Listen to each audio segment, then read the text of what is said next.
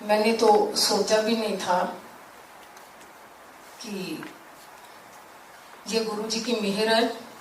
उनका बहुत बहुत शुक्राना। एक मैं आज गुरु जी के लिए पहले थोड़े शब्दों में बताऊंगी कि गुरु जी क्या है, गुरु जी क्या चीज है।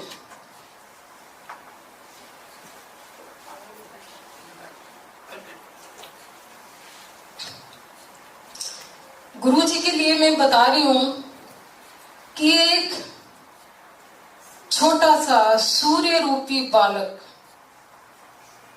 सूर्य रूपी तेज बालक जो छोटे से गांव में आया। वो गांव क्या था? डुगरी। उस टाइम, जिस टाइम उनका आना हुआ, डुगरी बिल्कुल छोटा सा गांव था। देखो आज वो सूर्य रूपी बालक सारे वर्ल्ड में छा गया। वो क्या है? गुरु जी का मैं बताने जा रही हूं कि गुरु जी एक साक्षात ईश्वर, रियलिटी में ईश्वर है। वो ईश्वर कैसे धरती पे आए, उसके बाद देखो कि वो एक ऐसी ईश्वर है, ऐसी ईश्वर है। हमारे 33 करोड़ देवी देवता, पर वो एक ऐसी ईश्वर है कि जिन्होंने सारे डिपार्टमेंट अपने हाथों में ले रखे हैं। हमारे ईश्वर हैं जितने भी, सबके डिपार्टमेंट अलग अलग है। कोई वायु देवता, कोई जल देवता, किसी के हाथ में मृत्यु है, किसी के हाथ में पालन है। एक ऐसी ईश्वर है कि जिसके पास सारा एक मुट्ठी के अंदर पूरे डिपार्टमेंट है। ये हमने प्रैक्टिकल देखा, प्रैक्टिकल फील करा। खैर उस टाइम, जिस टाइम उनके पास हम गए, हमने उनको ईश्वर नहीं समझा था। वो आज समझ रहे हैं। जितना टाइम वो हमारे साथ फिजिकल फॉर्म में रहे, हम तो उनके साथ मौज मस्ती, ऐसे था कि जैसे आपको क्या वर्णन करूं। दिन रात उनके साथ हमने बिताए हैं। आज मैं उन पलों का ही वर्णन करूंगी कि कैसे उस ईश्वर के साथ हमने पल पल बिताए। आज उन पलों को हम याद करके रोते हैं। कई बार कोई सोचते है कि आप कैसे आए, कैसे गुरु जी के साथ जुड़े। गुरु जी के साथ हम, जब उनकी एंट्री दिल्ली में हुई, ऐसी ईश्वर की कृपा हुई कि हम उनके चरणों में आए। उस टाइम हमने देखा कि उनके चरणों में कौन कौन बैठते थे। उनके चरणों में जितने भी बैठते थे सब पढ़े लिखे थे। अनपढ़ तो बेवकूफ बन सकते हैं, लेकिन पढ़े लिखे नहीं बेवकूफ बन सकते। जितने आईएएस ऑफिसर, जितने इंडिया के जनरल, क्रिकेट के प्लेयर, बॉलीवुड सितारे, बिरला, टाटा, मतलब एक से एक बड़ी तोप गुरु जी के दरबार में होती थी। और उस जगह पे एक छोटी सी जगह हमें बैठने को मिली। लेकिन गुरु जी की इतनी कृपा, इतनी कृपा, उन्होंने हमें गले लगाया। कितना प्यार करा उसका हम वर्णन नहीं कर सकते। गुरु जी का मैं बता रही हूं कि जैसे मैंने बताया कि सारे डिपार्टमेंट अपने हाथ में ले रखे हैं। उन्होंने दिल्ली में क्या, सारे वर्ल्ड में हर तरह की बीमारी का इलाज करा। सबसे पहले ये है, जब भी कोई गुरु जी की शरण में आता है तो उसकी 7 जन्म की पीछे और 7 जन्म की आगे की फाइल ऐसे खुल के हो जाती है। उनको तुरंत पता चल जाता है। जैसे हम लोग माथा टेकने आते थे, जैसे ही प्रसाद लेना बड़े ऐसे टेढ़ी निगाह से देखते थे, तुरंत स्क्रीनिंग कर लेते थे कि ये कौन है, कहां से आया है, इसकी फैमिली क्या है। गुरु जी का हमेशा कनेक्शन हमारे बॉडी से नहीं होता था, गुरु जी का कनेक्शन हमारी रूहों के साथ है। जब भी हम माथा टेकने जाते थे तो ये नहीं कि हम सामने खड़े हैं तो वो हमें देख रहे हैं, नो, उनका कनेक्शन अंदर की रूहों के साथ था। और रूह का आपको बताऊं कि रूह नाइदर मेल नॉर फीमेल, उनको तुरंत पता चल जाता था ये कौन है, कहां से आया। ऐसा कौन सी प्रॉब्लम है जो गुरुजी ने हल नहीं की। उन दिनों हम गुरुजी के पास बड़े सिंपल वे से बैठते थे।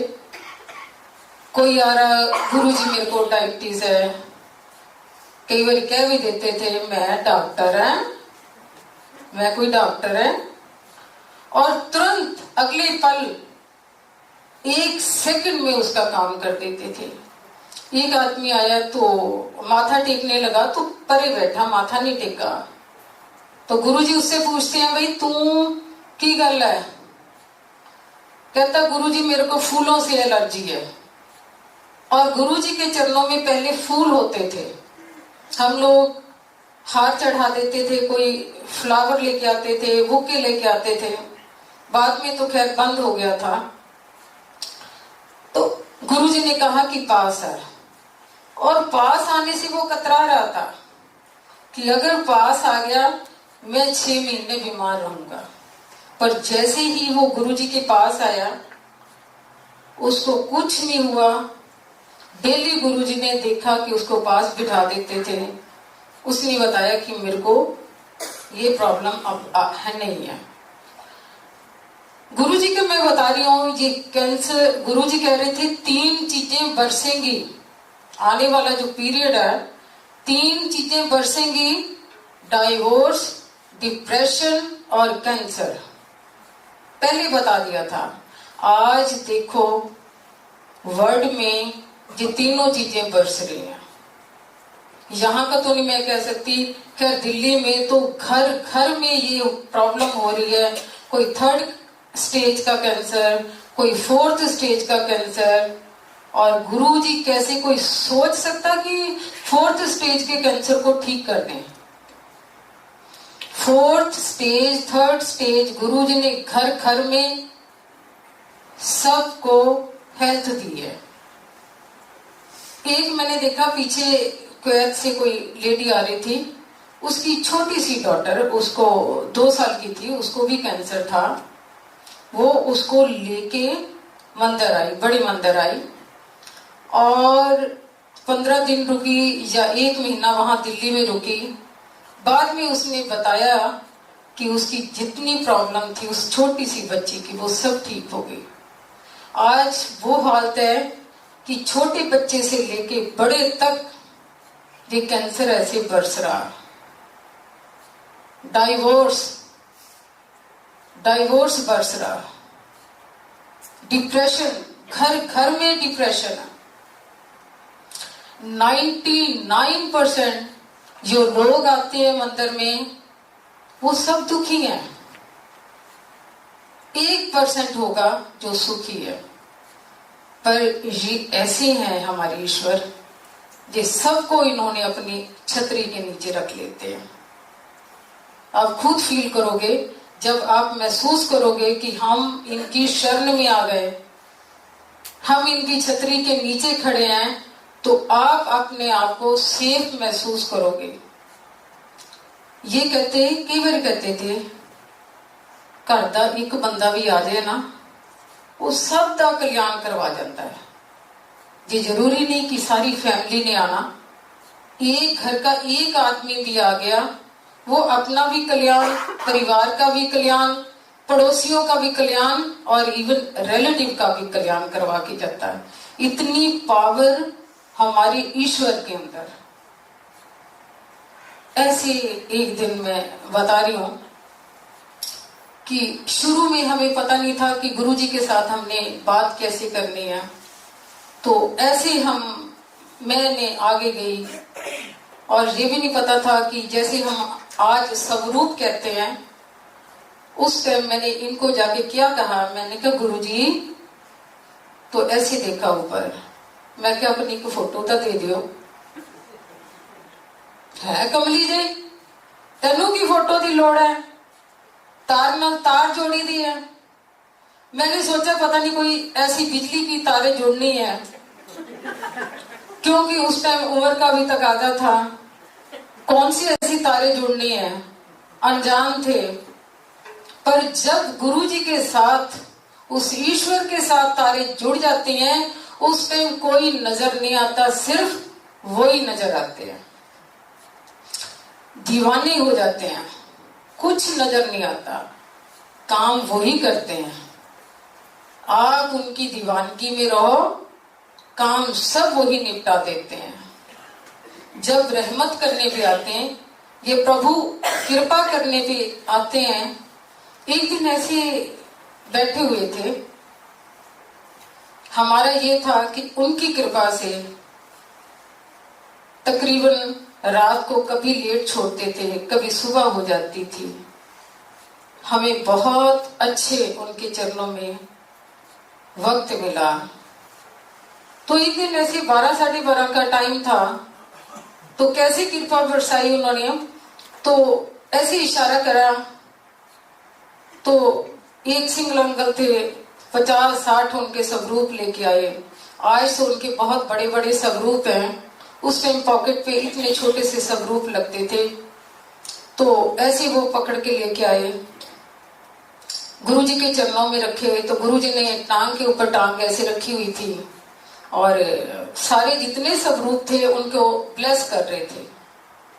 तो मैं उनकी लेफ्ट साइड में बैठी थी, तो मन में आया कि आज एक तो मिल जाएगी फोटो, आज फोटो एक तो मेरे को जरूर मिल जाएगी। इन्होंने इतने क्या करने हैं, सबको हो सकता है एक एक बांटे, एक मेरे को भी मिल जाए। मन के अंदर मैंने सोचा, जैसे गुरुजी ने सब स्वरूप ब्लेस कर दिए, तो दोनों हाथों से उठाए, शर्मा आंटी, कर चोली, कर पल्ला, जितने स्वरूप थे वो सारे बरसा दिए। उस टाइम स्वरूप की भी वैल्यू नहीं पता थी। स्वरूप घर गए, जिसने भी मांगा उसको ही पकड़ा दिया। बच्चे स्कूल जा रहे हैं, मम्मा गुरुजी की फोटो दे दो, लो जी। हस्बैंड जा रहे हैं ऑफिस, मेरे को दे दो। फ्रेंड्स मांग रहे हैं, उनको सब स्वरूप ऐसे चले गए। तो ये उनकी रहमत। हमने कैसे उनके साथ पल पल बिताई। एक दिन मैं बता रही हूँ कि बेटा हमारा शेरवुड कॉलेज नैनीताल में पढ़ रहा था। हम कभी भी जाते थे बाहर, गुरुजी को बता के जाते थे, बिना बताए कभी नहीं गए। गुरुजी नैनीताल जा रहे हैं, चुप कर गए। नैनीताल गए क्योंकि स्कूल से फोन आया था, उसके कॉलेज से फोन आया था, बेटा 4th क्लास में था, कि इसको बहुत प्रॉब्लम है। बेटे को लेके दिल्ली लेके आई और डॉक्टर चेकअप करवाया, टेस्ट सारे करवाए। तो डॉक्टर बहुत नाराज हुआ कि बेटा आपका इतना सीरियस है, आप बच्चे का ध्यान नहीं रखते। तो शाम को मैं गुरुजी के मंदिर उसको लेके गई, क्योंकि मैंने गुरुजी को कुछ नहीं बताया था। जब शाम को मंदिर लेके गई तो शाम को जल्दी जाना पड़ता था, क्योंकि गुरुजी की जो भी ड्रेसेस होती थी वो वॉश के लिए मेरे को देते थे।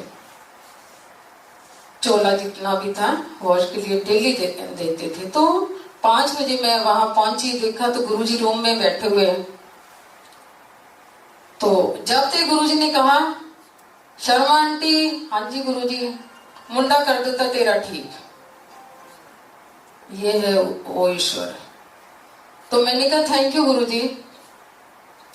थोड़ी देर बाद चिप्स और अपनी झूठी चाय बच्चे को पिलाई। मटकन आंटी थे, उनको कहा शर्मा आंटी ने मुंडे नु दे। जब मैं रात को चलने लगी तो गुरुजी ने कहा शर्मा आंटी, मैं क्या हाँ जी, मुंडे का कल टेस्ट करवा ले। नेक्स्ट डे मैंने टेस्ट करवाई लाल लेबोरेटरी से। जब पता चला तो कुछ नहीं था उसमें, कुछ भी नहीं था। जैसे मैं गुरुजी के पास शाम को आई तो गुरुजी कहने लगे कितना फिर देखिया मुंडा कितना ठीक किया आपा ने। तो हम थैंक यू जरूर बोलते थे, थैंक यू गुरुजी। ऐसी बच्चे का नाम भी उसका पहले अभिमन्यु था, उसके बाद गुरुजी ने ही हिमांशु नाम दिया। वो गुरुजी ने जैसे बच्चा अभिमन्यु नाम था तो बड़ा पतला सुकड़ा सा था, बिल्कुल स्लिम ट्रिम था। जैसे उसको नाम दिया, हिमांशु का नाम दिया, तो वो ऐसे फैल गया। तो मंदिर आए, जब मंदिर आए तो छोटे वाली डॉटर, क्योंकि हमारा गुरुजी के साथ बड़ा बातचीत करने का अलग ही वे था। हमने सोचा थोड़ी था कि ये ईश्वर है, हम तो अपने बड़े इजी वे से बातें करते थे। छोटी डॉटर कहने लगी गुरुजी जब से आपने इसका नाम चेंज करा तो तब से ये ऐसे हो गया हाथी, जैसे हाथी की शक्ल बना के ना। तो गुरुजी वो स्लैब के ऊपर बैठे थे तो गुरुजी भी हंसने लग गए।